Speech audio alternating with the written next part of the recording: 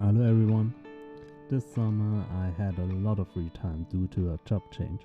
Instead of using that time like a normal person to see the world or take a break, I, being German, decided to look for more work. One of my dreams has been to build a guitar. In fact, I almost finished one last year. It looks great, but maybe that's a build for another video. But for now, let's stick to the CNC guitar. But before I could start, I needed a plan, a good idea, and a way to implement it. I got a tiny room at a buddy's car shop and decided to use a CNC machine for the project. First, because it's incredibly versatile and takes up little space. Second, because I already had experience with programming and its benefits, and since I might not be very handy, the machine can do everything that needs to be precise. Now I just needed a way to tell the CNC machine what to do, and here's where I like to thank the awesome people at Inkscape and Estelcam. I promise I will buy a license one day. So I choose something on the computer, and since I had been playing a lot of Zelda at the time, I had to include a Triforce and a lot of triangles. For the CNC machine, it now looks like this. In this program, I tell the machine where to take away material and which cutter to use. Once I knew the software worked, I went shopping and bought a CNC machine, some tools, inexpensive software, and began my preparation. First I had to cut some boards to size. I didn't need the whole length, and the leftover pieces will definitely be useful for something else. The whole process was much more exhausting than I would have liked. Now at least a very nice moment is coming. Yeah, that felt good. I used sandpaper to roughen the surfaces, which helps the glue bond better and creates a clean connection between the boards. Notice my professional tools. Once everything was securely fixed, it was time to wait for the glue to dry. When I'm looking at this, I should probably buy more clamps. In the meantime, I prepared the top plates. The wood is much brighter than the softwood and should provide a nice contrast after carving. The plates will then be attached to the others and everything go back into the vise. And it's time for a break. On my next workshop visit, it's finally time to start milling. Of course, I first tried out a few things. I made a mandala, which didn't go well, then another mandala, which was a bit better, and a small board for breakfast.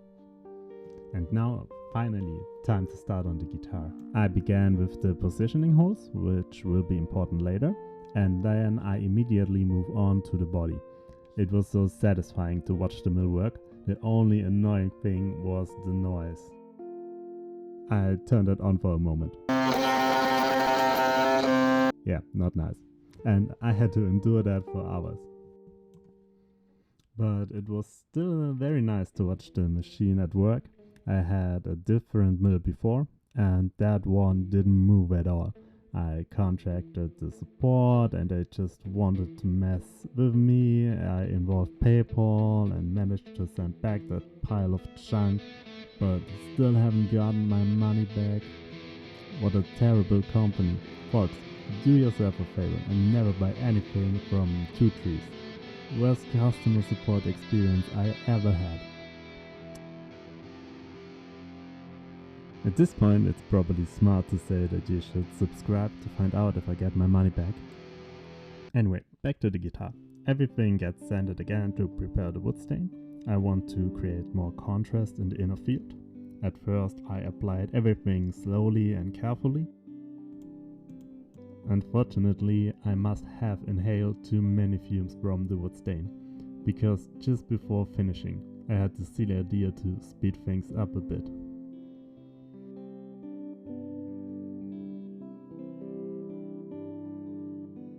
Yep, I just poured everything in, and of course it spilled over the edge. That was so dumb. Anyway, I just brushed the entire top part and went home. On my next workshop visit, it was finally time for the interesting part, milling the triangles. It was so beautiful how well it worked. Just take a look for a while and enjoy the music. By the way, everything was played with the built guitar.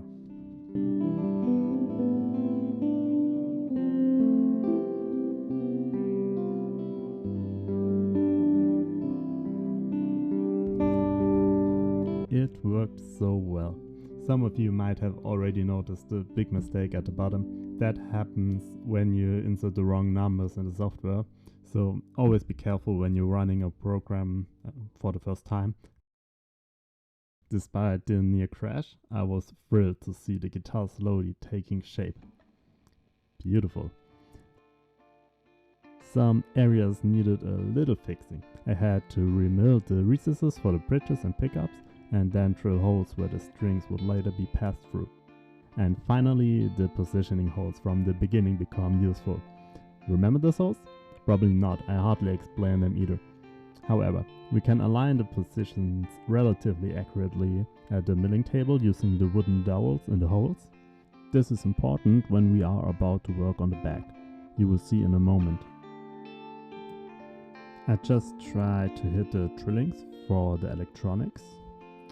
So you see that? I made the smaller lower holes from the other side and the bigger one from this side.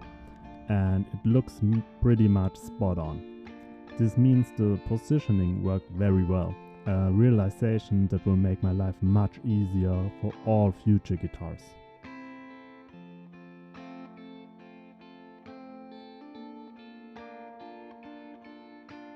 Then there's just a pocket for the electronics left, and we are at the end of the milling and the beginning of my suffering story. My office hands were not used to this work at all, and the whole sewing took an eternity. I thought I could just use a coping saw, but the blade breaking all the time, and I wasn't getting anywhere. It was super demotivating, and the worst part was that my smartphone wouldn't play music while I was recording videos, and I didn't have a radio in the workshop. That's why the recording are very incomplete. It was just unbearable without music. I think the camera for filming should be on the list. And I definitely need to change my milling programs to mill more from the back and leave only 2 small holding tabs to break the body free. After sewing, I continued with a file, and it was already 100 times better to work with. But all of this took so much longer than I had anticipated. The happier I was to have it behind me and this beauty in front of me. I also thought this spike could look cool, so I roughly shaped it, and I will incorporate it into the next milling program. Now, all sharp edges are removed, and then it's time for the electronics. Here you can already see a problem. The holes for the ports are way too small, and I didn't check it while I was still on the mill, so I had to go back and mill it out with a router, so everything fits somehow. Unfortunately, I caused an absolute massacre.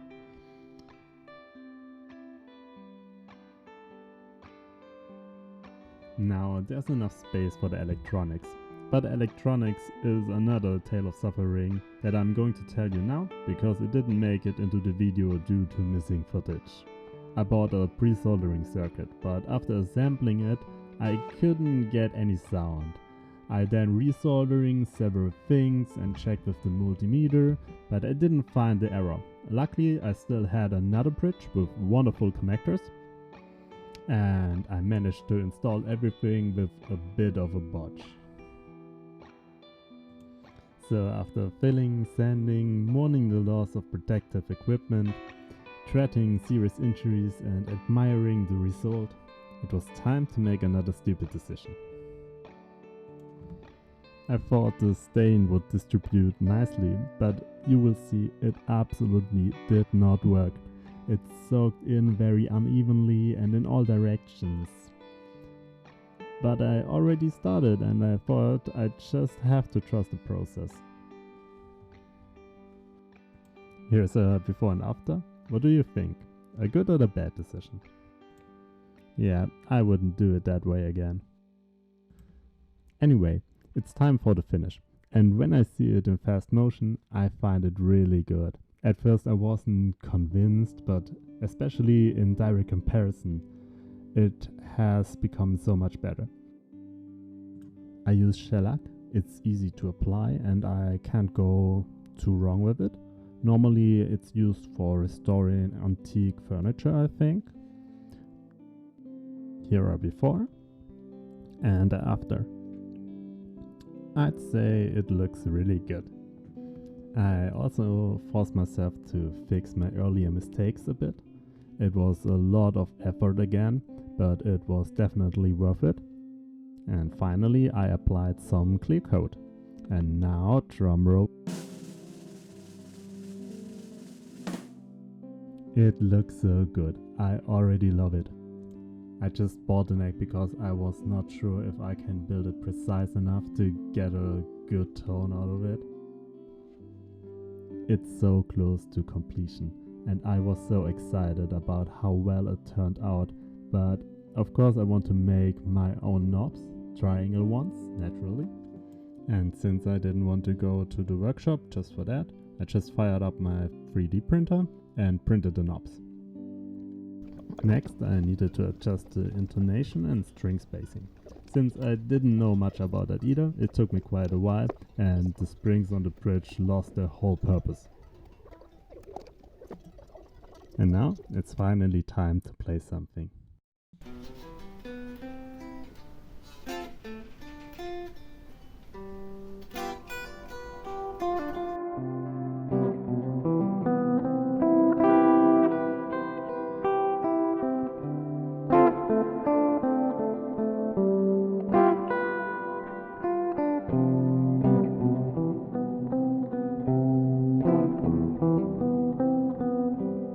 Given that I didn't apply any shielding paint, let alone put a cover over the electronic, the sound is somewhat okay. There's a lot of buzzing and it was impossible for me to get a decent distortion sound. But overall, I'm incredibly satisfied. My first own electric guitar build. I love it. And I will definitely build more guitars and make poorly produced videos about them. And now enjoy the outro with a sneak peek of the next guitar and a lot of reminders for myself. Have fun and do something special today.